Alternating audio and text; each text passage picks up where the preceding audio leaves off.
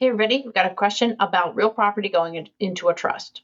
First off, how do you create that interest under your trust? And secondly, how do you prepare your homeowner's insurance properly? First, I'd like you to think about a friend that might be struggling with a what-if scenario that creeps into their lives unexpectedly, but they were somewhat prepared because you shared our videos. We would appreciate it, as will your friend. I'm Valerie Zammitti, an estate planning attorney in New York and New Jersey. We're here to educate everyone for free. So please drop us your questions and hopefully together we can help some folks along the way.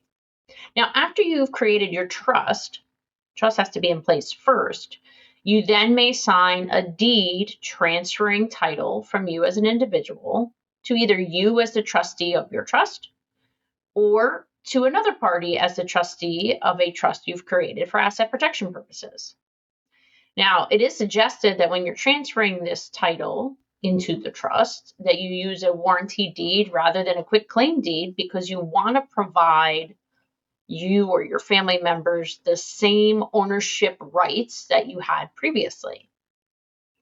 Further, you will need to file all of the tax forms and file them at both, well, depending on your state, but typically the state, county, and sometimes local government level.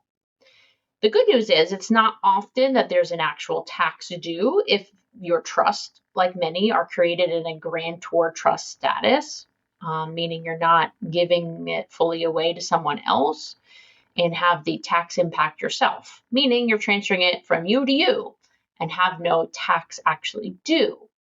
Keep in mind that this filing is more of a registration of the change in title for each of those governmental levels, but you might be required to provide sort of the legal background if you're trying to do so when it's a property not in your resident state.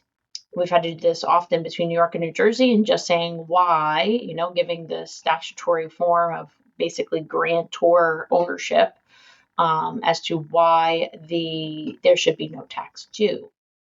Now, once your property is owned by your trust, and typically recording is the best way to say that it's formalized and now, everyone is on notice of this change, you can update the information with your homeowner's insurance so that the trust is now an additional insured, just to be certain that if a claim comes through, they're not going to deny it.